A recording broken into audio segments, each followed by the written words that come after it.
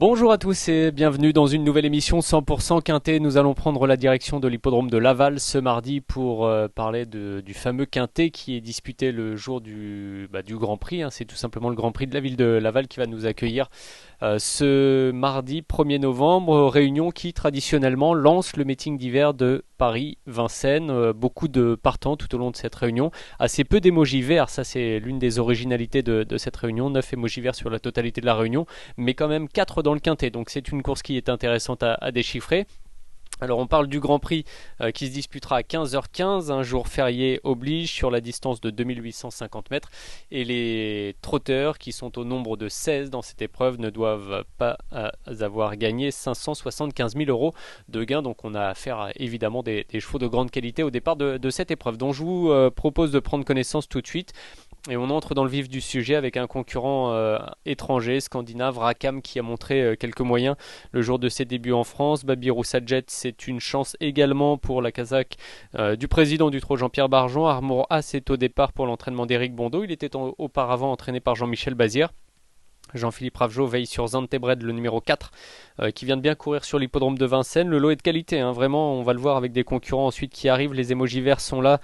Sahara J-Burn pour Philippe Allaire, Bordeaux S pour Jean-Michel Bazir, Auray SL pour la team Bazir également, le numéro 7. Rocky Tilly fait partie des mieux engagés au premier échelon. Et à ce premier échelon, on a également Uwaga, placé au plus haut niveau dans sa génération. Gitano, qui lui partira avec un émoji rouge et dont le palmarès du coup flatteur ne doit pas être pris particulièrement en compte puisqu'il s'agit avant tout ici d'un cheval à regarder courir. Et puis la plus riche du premier poteau, c'est Alicia Bella pour la team Marmion avec Antoine Viels aux commandes. On passe ensuite au numéro 12 et donc au second échelon de départ avec Dreamer Boy, Elite de JL, Equinox, émoji rouge ici pour le 14, Diablo de Caponnet et le numéro 16 Fric du Chêne, émoji rouge également. Vous l'avez constaté, ce sont des chevaux de qualité qui sont au départ de cette course dont on va tout de suite parler. Je vais essayer de vous livrer 5 chevaux dans un ordre préférentiel. Ça n'a pas été si simple de faire un choix.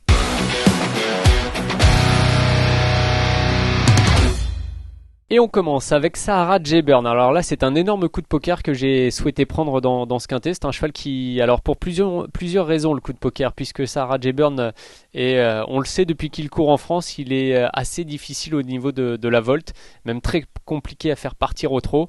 Depuis le début de sa carrière, alors à la volte, cette année en France, c'est 6 courses, une victoire, 2 places et 50% de réussite. Il s'est montré fautif le reste du temps, donc c'est une fois sur D, c'est un peu le jeu de la pièce en l'air.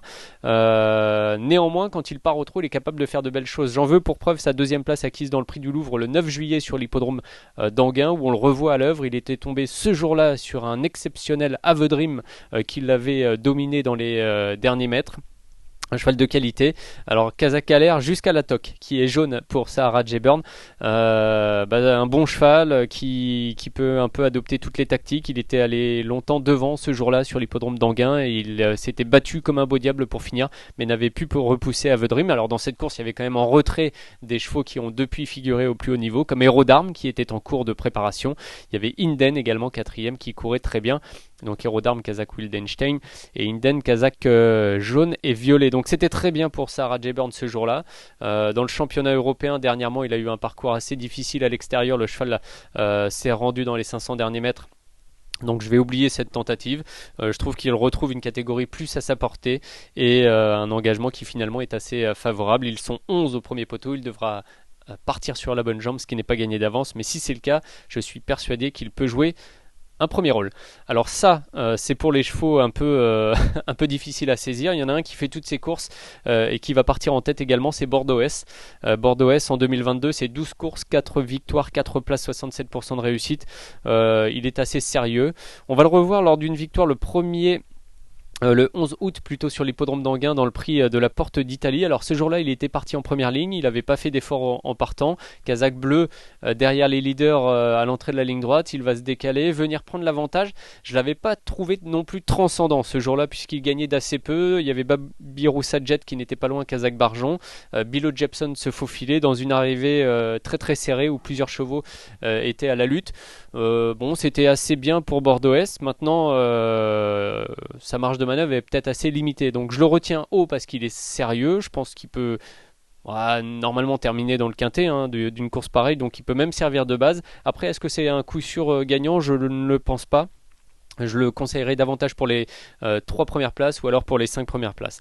Face à lui, il y a des chevaux de qualité, on l'a dit depuis tout à l'heure. Il y a Uaga notamment qui est entraîné aussi, là par la team Bazir, déféré des 4 pieds. Elle a assez peu couru dans cette configuration, Uaga, puisqu'elle a couru 8 fois pour 2 victoires, 3 places et 63% de réussite. L'originalité, c'est de retrouver Tristan Ouvry pour ce qui constitue quand même une course assez préparée à son sulky. Tristan Ouvry travaille pour Jean-Michel Bazir depuis quelques mois maintenant et Jean-Michel Bazir lui fait confiance en lui confiant cette jument de qualité. Sur sa meilleure valeur, elle a une chance, il n'y a absolument rien à dire là-dessus. L'emoji est vert, l'engagement est bon, elle part en tête. Je pense que la piste de Laval va lui servir, va la servir et j'ai l'impression qu'elle a les moyens de terminer dans les 5 premiers.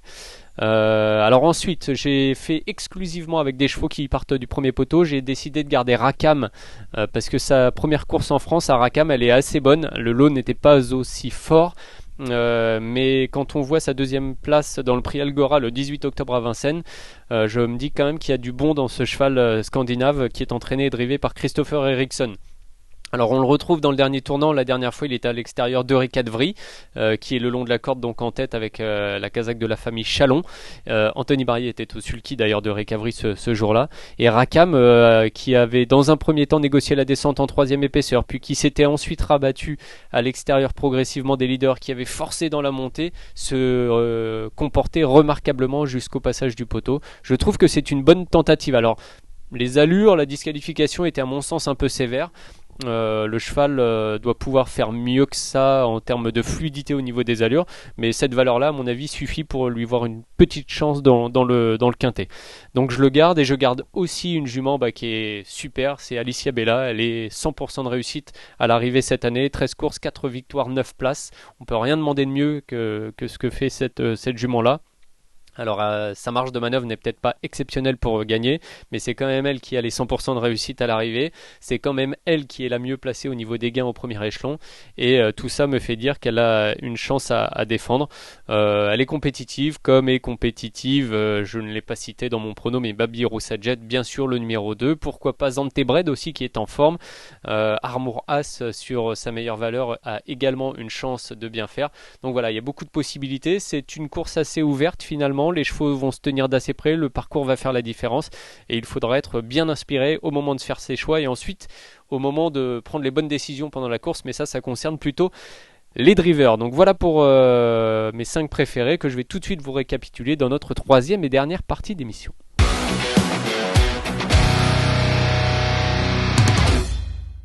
Allez, on y va pour le récap du prono. Donc Sarah J. Byrne, ça c'est le numéro 5, ça sera tout ou rien, vous l'avez bien compris. Moi je pense qu'il finira sur le podium où il sera disqualifié, et disqualifié même peut-être dès le départ. Bordeaux S le 6, donc 5 et 6 en tête du prono devant le 9 Uwaga. Rackham c'est le numéro 1, c'est le moins riche mais pas le moins doué à mon sens. Et le 11 Alicia Bella, principal regret. Le numéro 2 Baby Roussajet.